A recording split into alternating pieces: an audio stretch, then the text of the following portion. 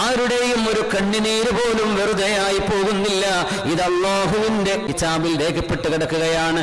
വമാ തസ്ഖുതു മിൻ വറഖത്തിൻ ഇല്ലാ യഅലമുഹാ. നിങ്ങളാരും മൈൻഡ് ചെയ്യാതെ, നിങ്ങൾ പോലും അറിയാത്ത കാടുകള്, ആ കാടുകളിൽ വീഴുന്ന ഇലകളുടെ എണ്ണം അല്ലാഹുവിനറിയുമെങ്കിൽ ഒരാളിന്റെ കണ്ണുനീർ തുള്ളികളുടെ എണ്ണം അല്ലാഹുവിനറിയാൻ എന്ത് പ്രയാസമാണുള്ളത്?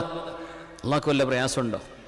നിങ്ങൾ കാണാത്ത, നിങ്ങൾ ഒരിക്കലും ചെന്നു നോക്കിയിട്ടില്ലാത്ത കാടുകൾക്കുള്ളിൽ കിടക്കുന്ന വൃക്ഷങ്ങളുടെ ഇലകൾ എത്രയാണോ ഉണങ്ങി വീഴുന്നത് എന്ന് അല്ലാഹുവിന് കണക്കുണ്ട് എന്ന് പരിശുദ്ധമായ ഖുർആൻ.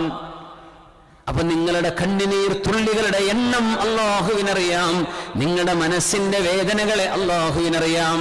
അതുകൊണ്ട് ഇത്തഖൂ ദഅവതൽ മദ്ലൂം, ആരുടെയൊക്കെ ജീവിതമാണോ നമ്മുടെ ഒരു വാക്കുകൊണ്ട് നരകതുല്യമായി മാറുന്നത് എങ്കിൽ, ആരുടെയൊക്കെ ജീവിതങ്ങളാണോ നമ്മുടെ ഒരു ഇടപെടൽ കാരണം നരകതുല്യമായി മാറുന്നതെങ്കിൽ, ആരുടെയൊക്കെ ഭവനങ്ങളാണോ ജയിലറകളായി മാറുന്നതെങ്കിൽ, ആരൊക്കെയാണോ അതിന്റെ കാരണക്കാരെങ്കിൽ ളാലിമീങ്ങൾ അതിന്റെ ശിക്ഷ അനുഭവിച്ചേ മതിയാവുകയുള്ളൂ.